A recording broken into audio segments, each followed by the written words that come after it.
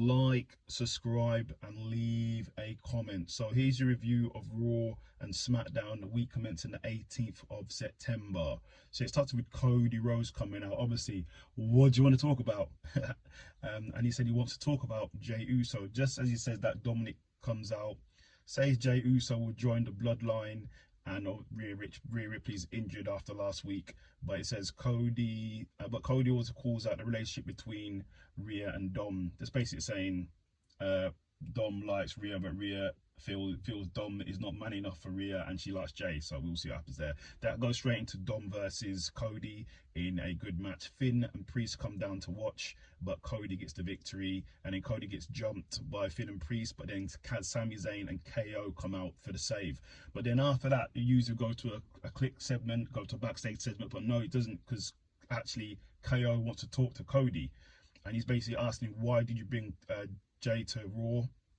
And was it your idea? Cody said yes. He thought he should give Jey a second chance. Everyone's been given a second chance. Sami Zayn also backs up Jey, but KO said he will try to give Jey a second chance, but he'll see what happens. And KO says he can't trust Jey, and he's cost too many people titles, basically, so we'll see. Then we went into Kofi Kingston versus Ivar from the Viking Raiders. Really good match. Go and watch if you haven't seen it, but in the end, Kofi Kingston gets the win. Then we have Ricochet in the back, ready to face Shinsuke Nakamura, and said it's now getting personal. So then we go into Shinsuke versus Ricochet in a good match. But before the match starts, Seth Rollins comes out, he chases Shinsuke all around the ring, he's going mad. But in the end, Shinsuke wins because Ricochet hits Shinsuke with a chair.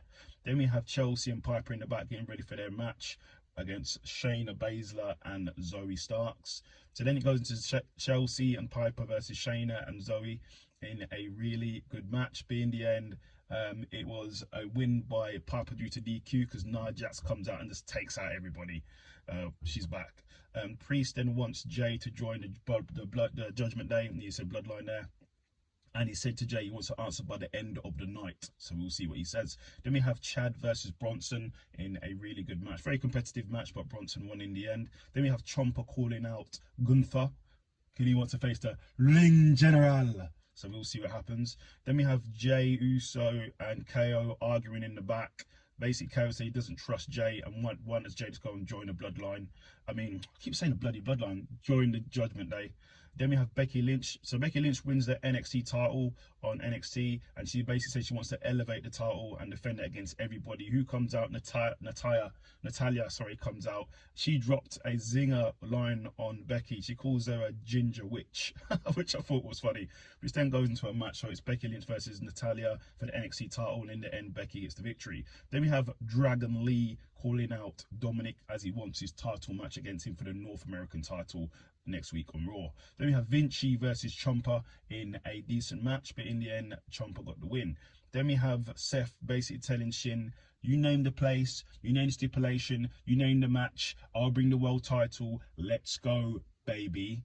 Then in the main event, it was Jey Uso versus Drew. I was really looking forward to this match. Really good match, but when the match started, Judgment Day came down, they surrounded the ring, sort of backing up Jey, but then Jey made his decision and he started super kicking all the members of Judgment Day. While he did that, he was distracted and got hit by a Claymore, and then Drew got the victory. Then he started getting beat down by Judgment Day. Now Drew didn't help Jey was getting beaten down by Judgment Day. The crowd started to boo, but who came out to help? Cody Rhodes. So we'll see. You might as well turn Drew heel because the crowd are going to boo him now, so we'll see. Then we go over to SmackDown. SmackDown starts with John Cena basically coming out.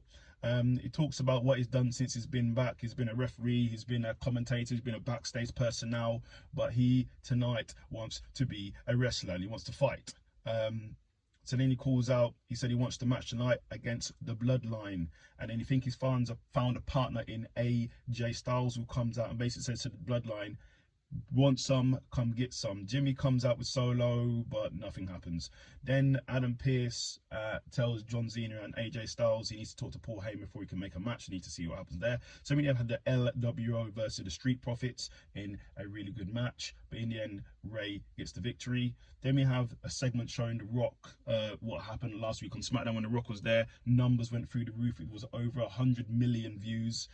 So congratulations to The Rock, Dwayne Johnson. Then we have Austin Theory come out. He's going mad. The commentators basically saying the views and everything that happened wasn't because of The Rock, it was because of him, so he wasn't happy.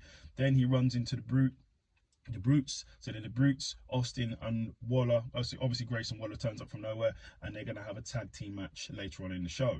Then we have Bobby Lashley. He has a go at the Street Profits because the Street Profits lost earlier against the LWO, and Rey Mysterio got the victory, basically saying he ain't about losing, you better sort yourself out. Then we had Io Sky versus Oscar in a great women's championship match for the SmackDown Women's Championship. Really great match. Go and watch it if you haven't seen it. But in the end, Io Sky gets the victory. Then we have Adam Pearce comes out, basically goes out to the Bloodline saying, listen, they didn't agree. Basically Adam Pearce comes to the Bloodline. Paul didn't agree on the contract. They were sort of negotiating the contract in the room, but Jimmy goes, the contract's fine, I'll make the decision, let's go at Fastlane. But then Paul's like, we meant to wait for the tribal chief to make the decision, but Jimmy just made it, so we'll see what happens there. Then we have Pretty Deadly talking about their recovery, so hopefully they'll be back at some point. Then it goes into the Brutes versus Austin Theory and Grayson Waller in a decent match, but in the end, Austin Theory got the victory. Then we have the contract signing for the match at Fastlane, which should be AJ Styles and John Cena versus Solo and Jimmy, but John Cena comes out, he signs his contract. As they was meant to bring out AJ Styles, it shows AJ Styles getting a beat down by Jimmy and taken out by Solo, and then he gets hauled off in the ambulance. And then basically Jimmy and Solo come out with Paul, and Paul starts talking. Jimmy takes the mic away from Paul, and he starts talking and basically calls out John Cena. And John Cena comes out, he gets taken. Excuse me, I had a bit of hiccups there. I'm not going to edit that, I can't be bothered.